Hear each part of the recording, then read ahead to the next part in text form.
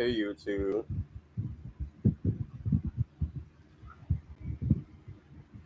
Hey YouTube.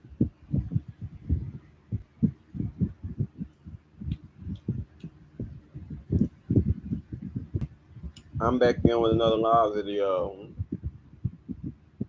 And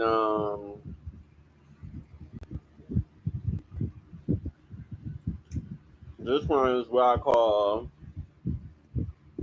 late midnight stories with the help of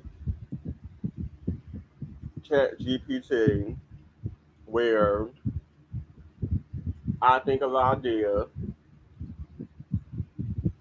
I send it to ChatGPT, and they create a storyline, dialogue, and whatever else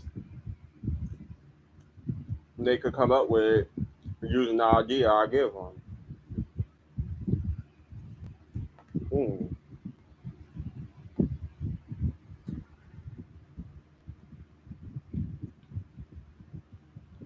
So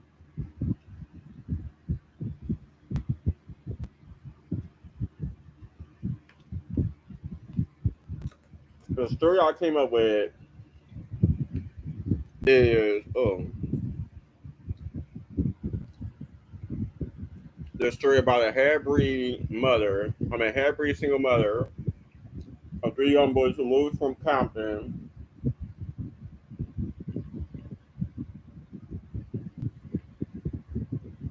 to, to South Central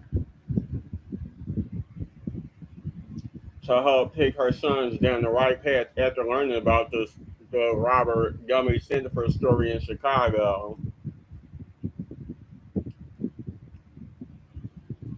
and fearing her children would be forced to be part of a gang.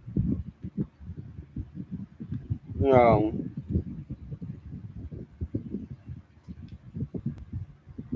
I'll probably ever call it shit that sounds like a damn movie.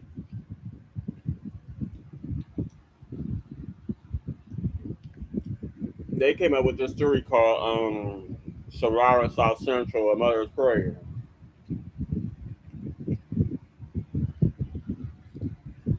Urban drama, family crime is the genre.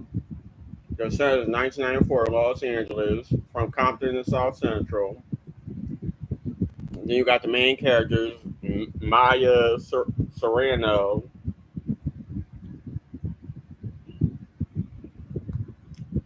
She is 30 years old, a single mother of mixed black and Mexican heritage, strong-willed, warm but resilient.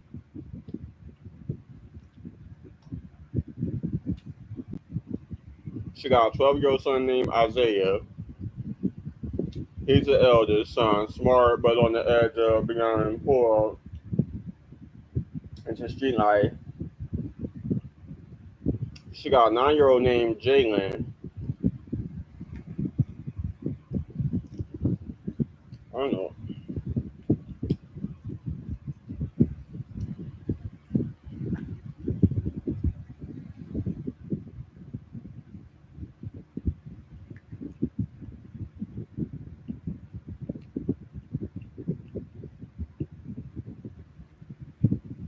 It's a observant, quiet, the peacemaker. You got a 6-year-old named Malik, playful, innocent, watches everything.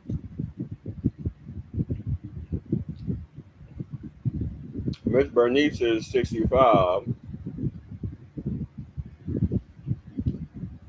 and she's a new neighbor in South Central, wise and spiritual.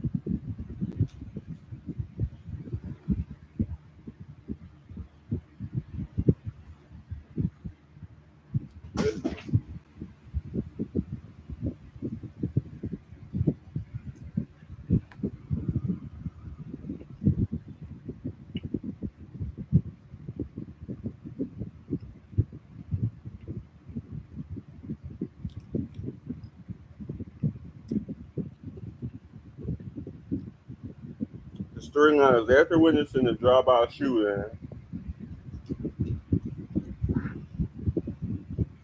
It's 2 blocks from her home in Compton. Maya Sorrento comes home to find a game flyer shoved under her front door with her 12-year-old son Isaiah's name scribbled on the back.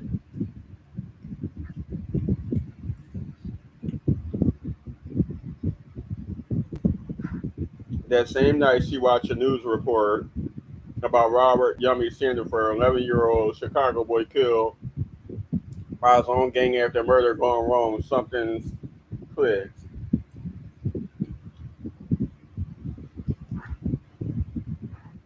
Terrified,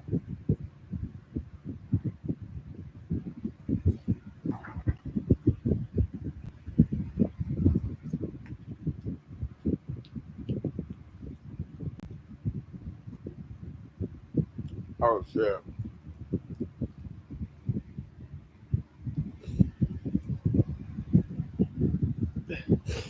whatever. Terrified that her boys are next in line for the streets, Maya moved them out of Compton to South Central LA, hoping a new start closer to her godmother's old church in the way from the blood soaked sidewalks of her past will offer some kind of redemption. Where Sausage has his own demons.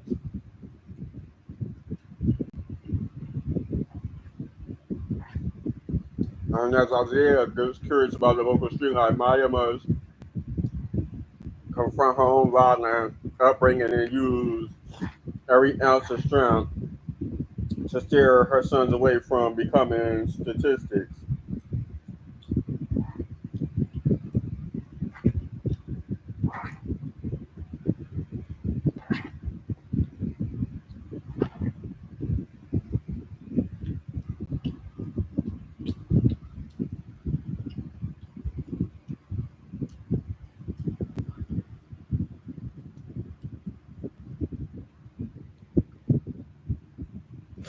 So,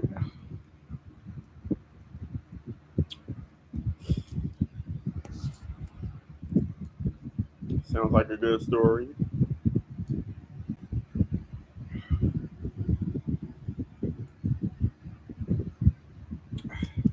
I'm gonna see what they come up with before I get my idea of this story.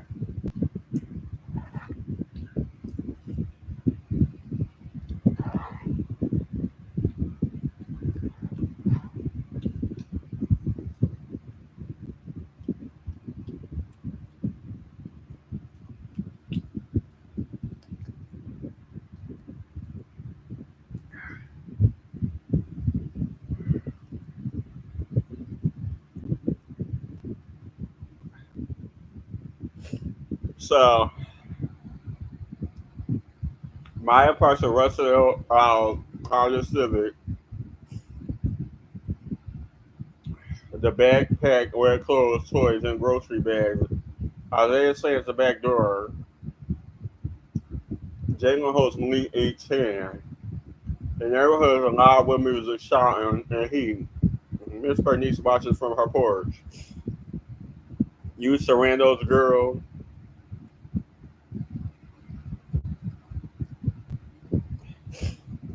Yes, ma'am, Maya. Maya says surprise. Miss Bernice smiling. Knew your mama from back in the day. You got her fire. But that fire need direction, baby. Maya nods, eyes watering. That's why we here. And then Miss Bernice said, keep them boys close. Ain't no such thing as moving away from trouble, but you can walk in front of it and keep it from knocking on your door.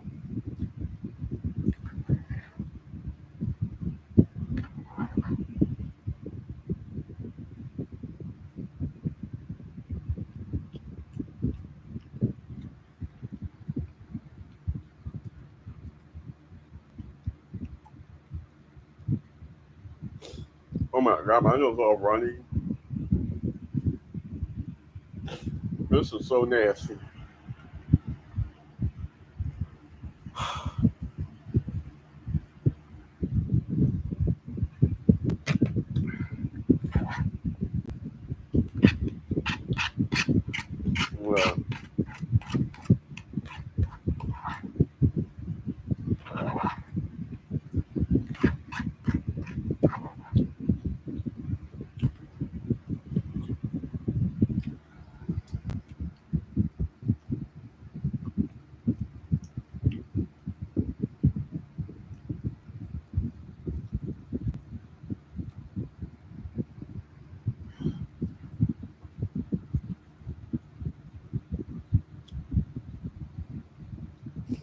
This a scene that might have been my SSR matches watching old footage from Robert, Jennifer on a dusty TV. The room is dim, the only light coming from a lamp. Mine herself whispering, I'm not burying one of mine. Not like that. I don't care if I gotta work 2 jobs, pray all night, fight whoever come knocking. I'm not letting the streets have my sons. Then it's a schoolyard scene of Isaiah and Trey. Trey passes Isaiah a folded bandana. They lean against the chain link fence. Trey, you too smart to be broke. You come with us, we protect you. You one of us. We eat together. Isaiah conflicted. My moms ain't gonna like that. Trey, she won't know. Moms don't need to know everything. Then you got kitchen table, dinner time scene. The boys eat noodles. Maya slams a banana on the table. Isaiah looks up startled.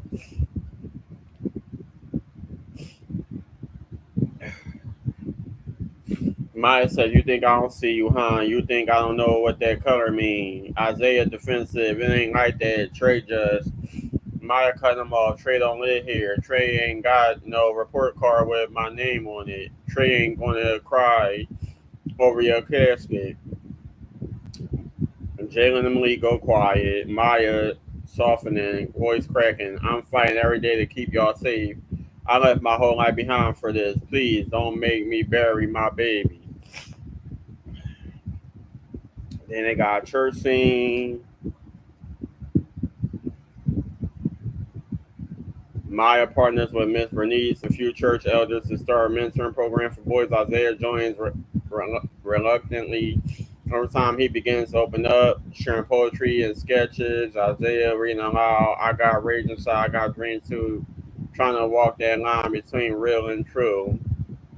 Maya in the bag holding Malik. That's my baby. All right, final scene is Isaiah's school career day. He dressed in a white shirt and tie, speaks in front of the class.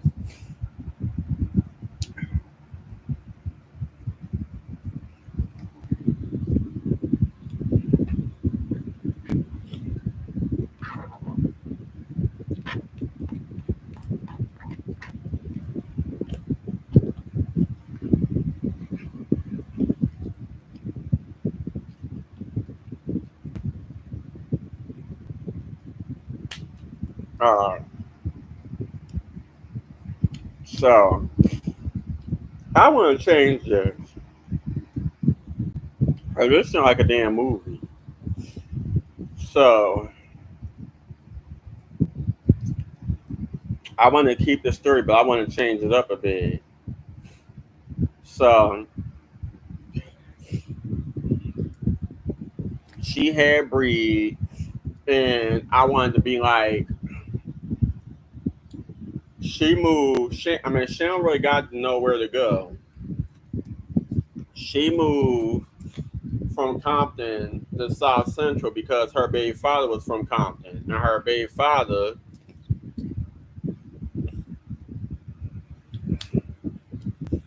Well, she got three. She got three kids from three baby daddies.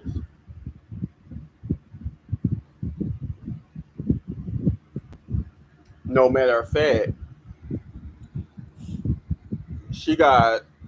Isaiah got his own dad, and then the other two got the same dad. So the ones with the same dad, obviously, she left Compton to get away from him because he was part of a gang and she's in a crazy relationship. So she wanted to get away from him, and her only option was to go to South Central. And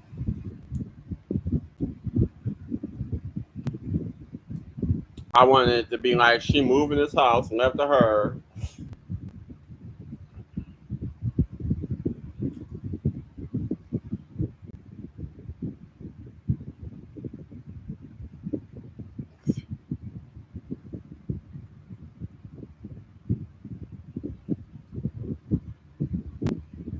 and it ain't much, but she got very little. So little do she know, Isaiah meets this boy named Trey, who is 14 years old, and Isaiah is only 12. So Trey is already a local gang runner.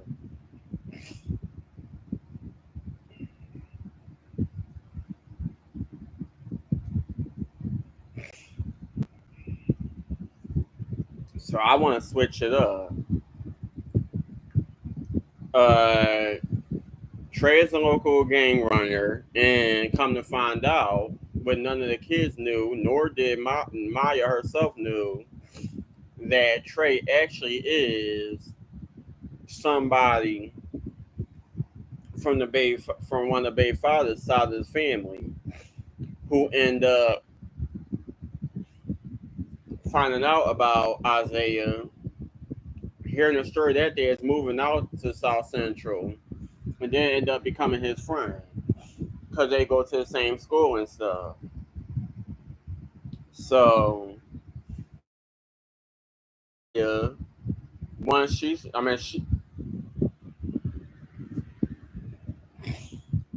knew. I want to make it a way where she know that Trey is part of the gang, but don't know. But she didn't know that Trey was actually related to the Bay father family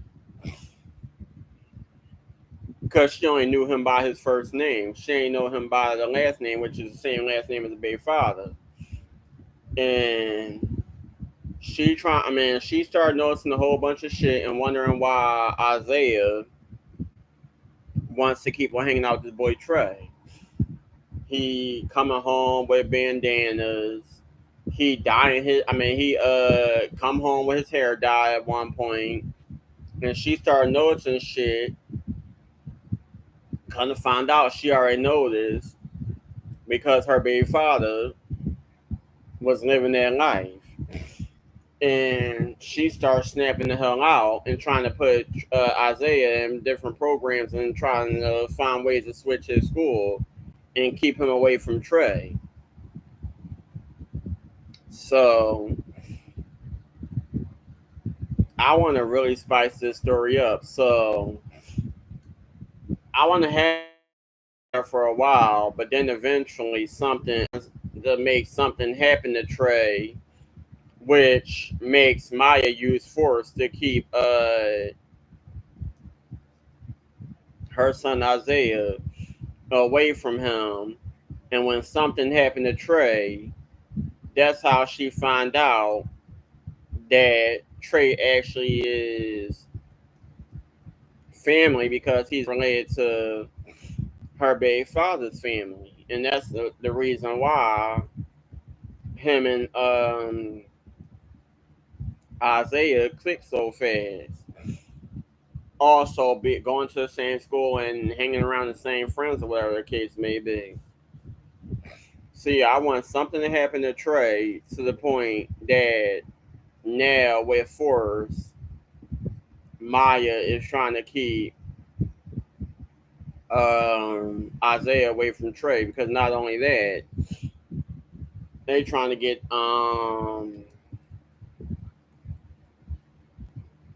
Jalen involved in as well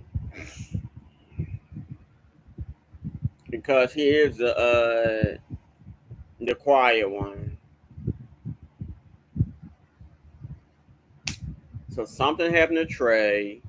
Then they end up having the police involved. They get into some trouble. Come to find out, the detective that ended up questioning um, Isaiah, trying to get more information about what happened to Trey, ends up being a childhood friend that knew Maya.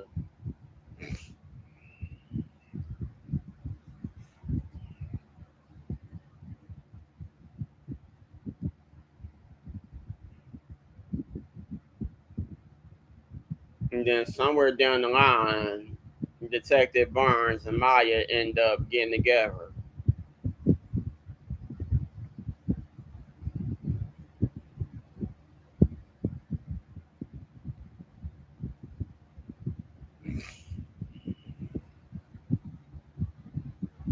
Yeah, I want to say this story.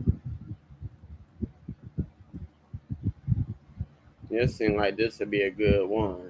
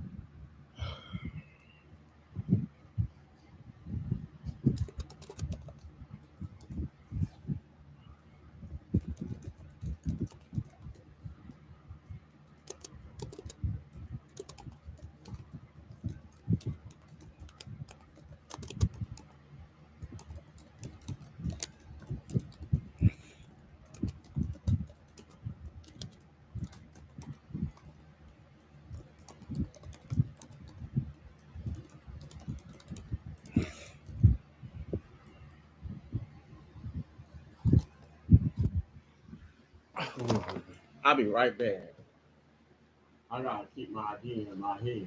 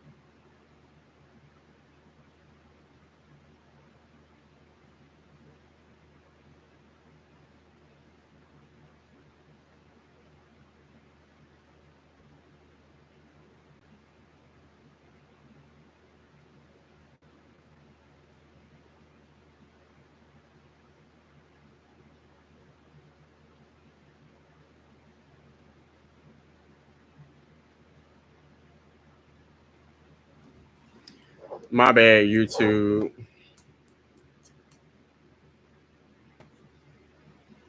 So yeah, that's what I want to do. So as I'm reading the story, I want it to be like I want to switch it up. So like I said,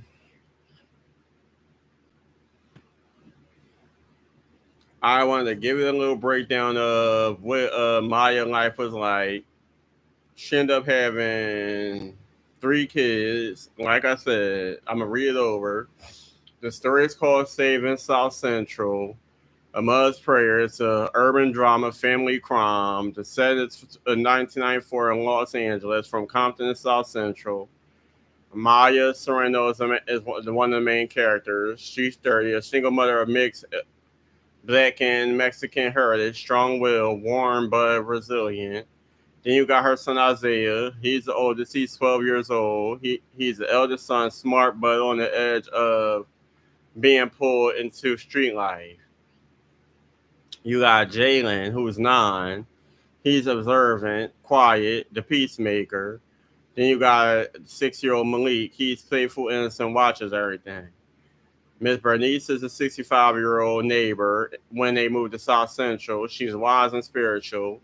Then you got Trey, who's 14 years old. He's a local South Central gang runner who befriends Isaiah. And then you got Detective Barnes, who's in his 40s. He's a black LAPD officer who knew Maya from school.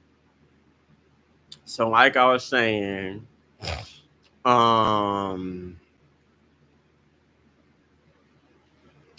so the mother, Maya, she witnessed a drive-by shooting 2 blocks away from her house when they was living in Compton.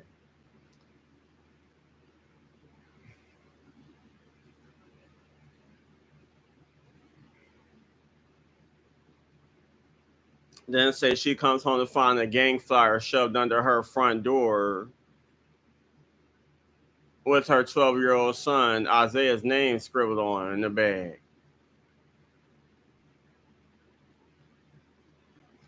That same night, she watches a news report about Robert Yummy Sandiford, the 11-year-old Chicago boy killed by his own gang after a murder gone wrong. And then say something clicks. Terrified that her boys are next in line for the streets, she's moves them out of Compton to South Central LA, hoping for a new start, closer to her godmother's old church and away from the blood-soaked sidewalks of her past, will offer some kind of redemption. But South Central has its own demons, and as Isaiah gets curious about local street life, Maya must confront her own violent upbringing and use every ounce of strength to steer her sons away from becoming statistics. All right, so they give you a little rundown about certain scenes that they want to put. But like I said, so it gets to the point where Maya ends up moving to South Central, which is also in LA, and she feel like that everything's gonna be fine because she close to her godmother's church and family on her side of the family left her a house. It ain't much, but she got very little for her and her kids. And come to find out, there ain't really much because now uh her son Isaiah, he ends up being friends with a gang member by the name of Trey, who's only 14 years old. And she thinking everything fine, taking him to school, whatever the case may be. But when he come home, she noticing shit. She had already noticed the flyer with his name scribbled on it. Then she noticed some bandanas that he's trying to wear. She noticed him changing his hair and just doing a whole bunch of shit. Every time he come home, it's something else. And it gets to a point where she ends up finding ways to keep him away from Trey, saying that he's not walking back to the house. It's too much going on. I'm not about to be burying my son, whatever the case may be. But he still goes to the same school. And then eventually she gets to the point where she trying to take him out to school and whatever. Then in the mix, Jalen started getting this. Not Jalen. Isaiah starts feeling like he grown, getting disrespectful, sneaking out the house, still hanging out with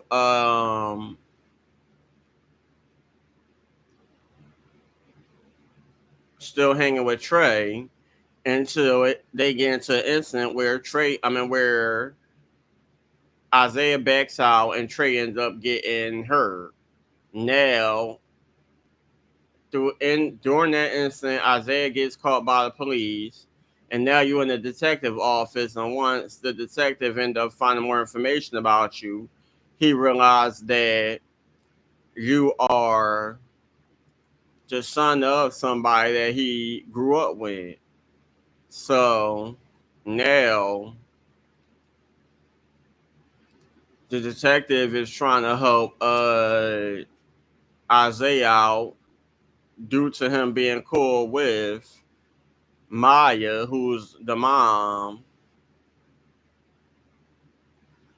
and trying to help him change his life around so he don't end up spending the rest of his life in jail or being in a situation that Trey was in.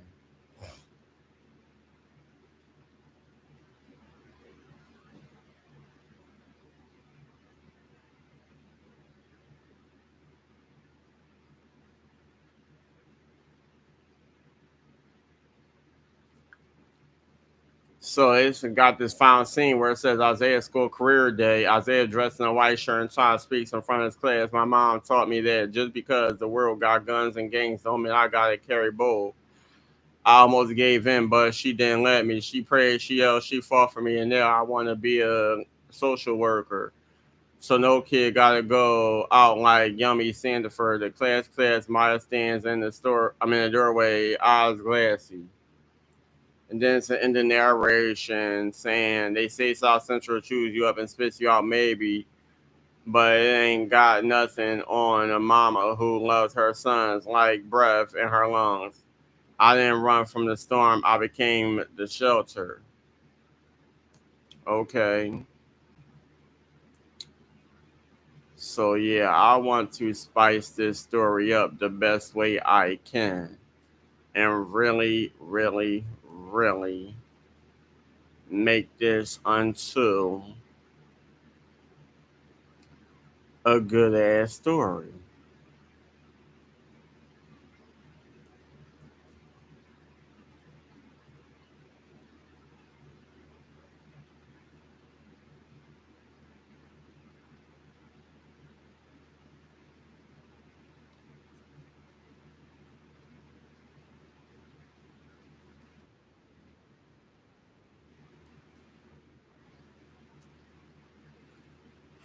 Yep, yep.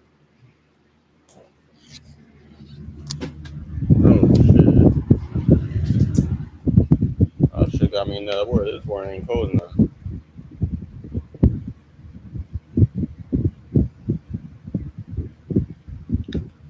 This word hot as all hell. What the hell?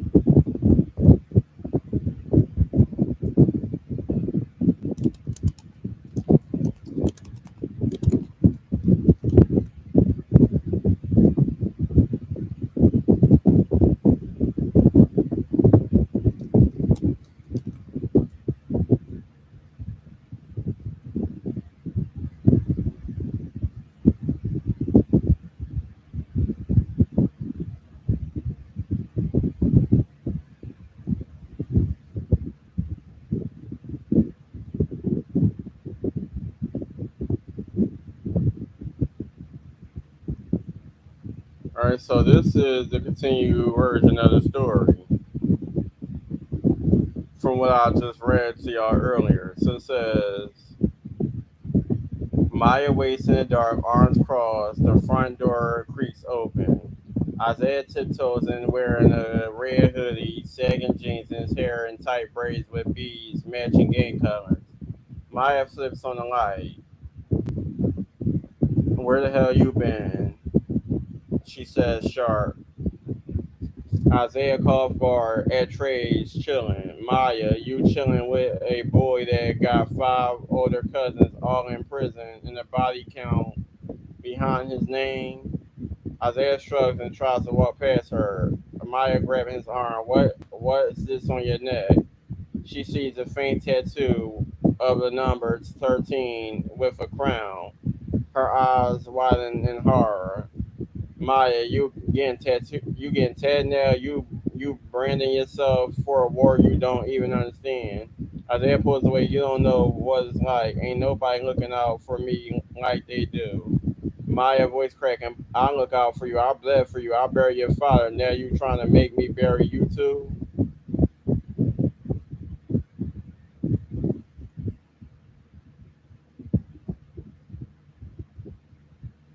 Then it's seen that night, abandoned line. Isaiah sneaks out again. This time Trey and a few others are doing a retaliation hit on the rival group. Shots ring out, chaos screams, Trey bleeding gas and runs a run. Isaiah runs, Trey is left behind. Then at the police station, interrogation room, Isaiah hands shaking, sits in a chair. A tall black detective enters. Detective Barnes, mid 40s. He studies Isaiah silently before sitting. Detective Barnes, you Maya Serrano's boy. Isaiah, how you know my mom? Detective Barnes softly. She used to tutor me back in high school before her life got messy. She saved me from these same streets you trying to crawl into. Isaiah looks away ashamed. Detective Barnes firm. Trey's in the hospital critical. You know what that means? Isaiah, he ain't dead. Detective Barnes, not yet, but if he dies and they know you are there, you next, either behind bars or in the box. Seen home, Maya confronts Detective Barnes. Maya bursts into the precinct. Red eyes, she spots Barnes and runs to him. Is my son going to jail? Detective Barnes, not yet, but you gotta move quick, Maya. The gang. Trey's tied to. It ain't random. Maya's face tightens. Detective Barnes, uh, they're connected to Isaiah's daddy. Trey's his cousin. Maya breast catches. Maya, no, that can't be. Detective Barnes, I ran the names. That set is the same one responsible for the ambush that killed Jalen and Malik's father. Isaiah's father used to run with them too. It's a cycle, Maya, a generational curse. He doesn't even know he's walking into it. Scene hospital room, Maya visits Trey. Trey lies unconscious in the hospital bed. Maya sits beside him whispering. Maya tearfully, I don't know what your mama taught you, but mine taught me never to let the streets take what's mine. You already got one foot in the grave, baby. If it ain't, but if Isaiah dies with you, I swear to God, I'll lose my mind. Seeing Bear reminding Isaiah. Isaiah released and sits on his bed, shaking, his tattoo still healing. Maya walks in holding a worn photo of Isaiah's father. Maya, you think I kept this from you because I didn't care? She throws a photo at him. A younger version of Trey's face is in the background next to a man who looks just like Isaiah.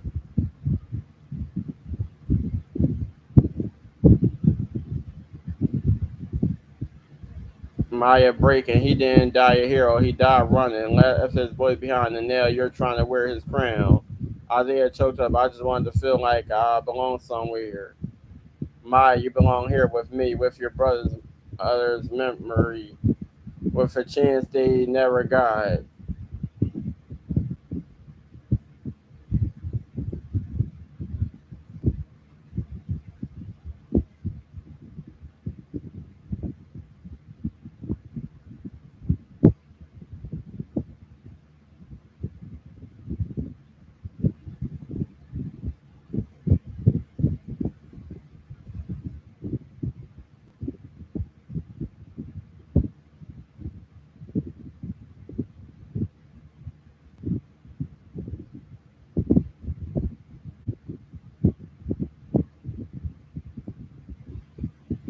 I don't know why I say with your brother's memory. I guess with your father's memory, with a chance he never got.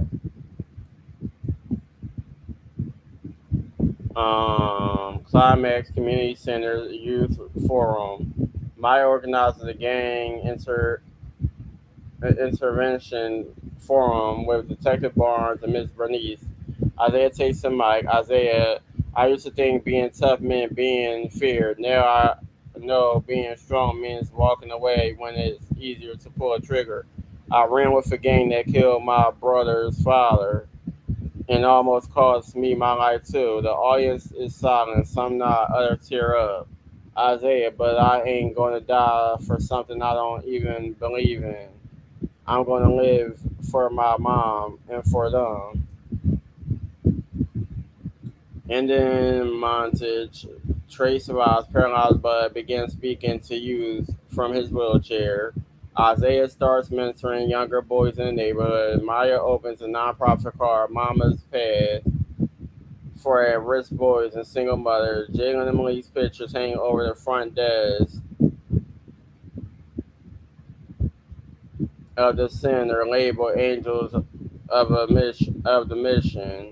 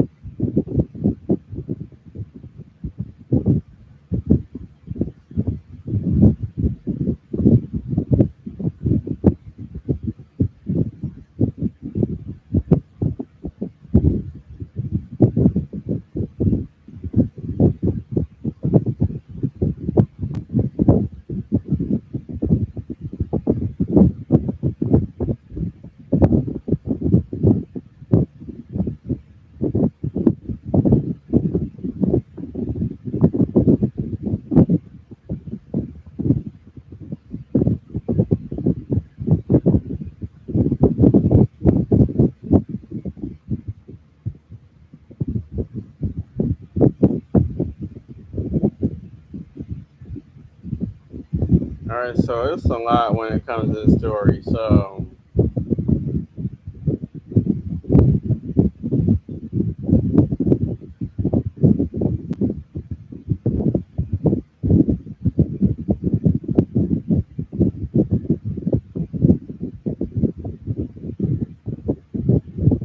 you got chapter breakdowns.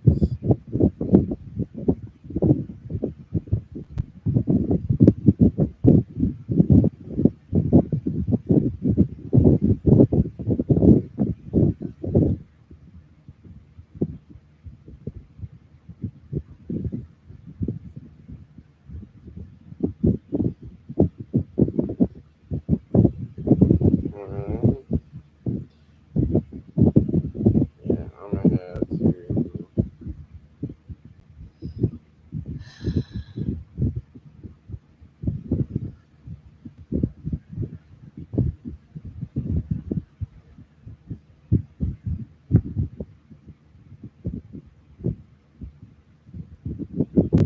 All right.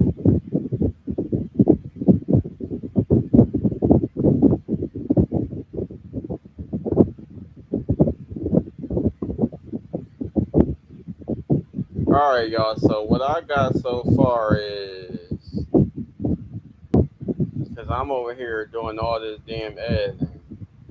So, what I got so far is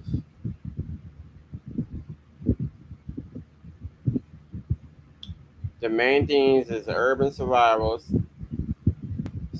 systemic oppression, generational trauma, gang culture and redemption, a mother's fight to protect her sons, identity, race, and loyalty. Then it says prologue. The Robert Yummy Center for News story shakes Maya to the core. She makes a decision to move.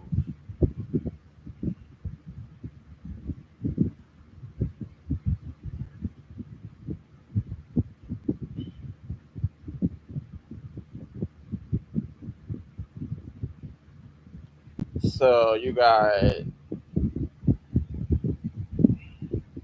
part one of the book is Escape.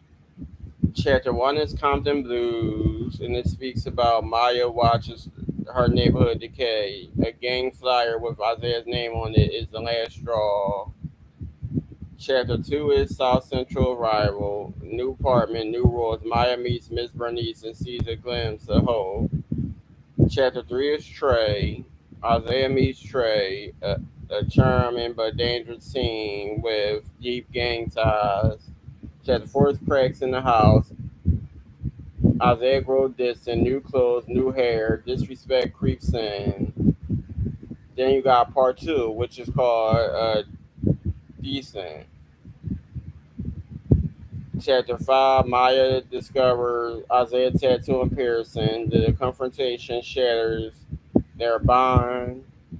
Chapter 6 is in the shadows. Isaiah sneaks out with Trey and gets caught in a shooting. Trey is hit. Chapter 7, Station Lights. Detective Barnes, an old friend of Maya, interrogates Isaiah. Truths are revealed. Chapter 8, Bloodlines. Maya learns Trey is related to Isaiah's father and a gang tied to her past. Part 3 is Consequences. Chapter 9, Trey's bedside.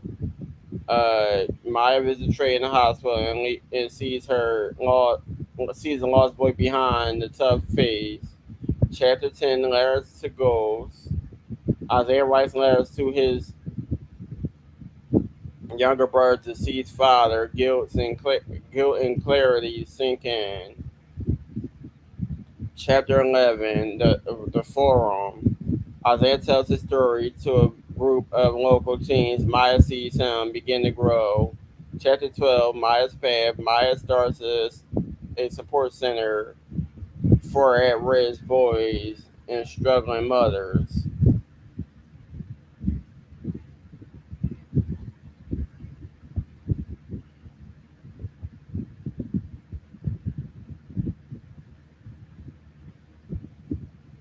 They only got 16 chapters, but no, I want this to be a long damn story. I don't know what the hell, what's the name doing.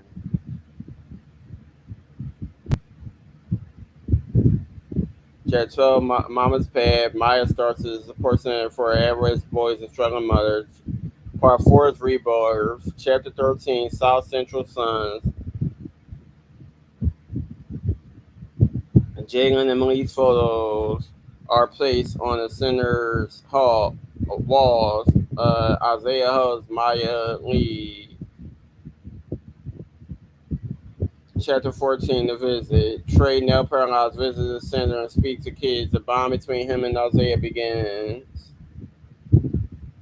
Chapter 15, Forgiveness Ain't Free. Isaiah confronts his feelings about his father, gang legacy, and what he wants to be. Chapter 16, The Prayer. Maya breaks down in a church where her mother wasn't singing. She sings a mother's final prayer for peace, protection, and purpose. And then at the end, Isaiah graduates high school. A letter from Detective Barnes around.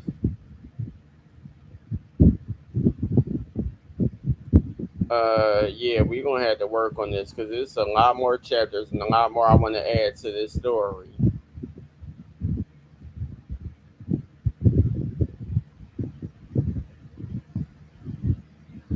I want this to be like a The Wire episode, like some of them old crime shows from back in the day. It's a lot. It's a lot. It's a lot.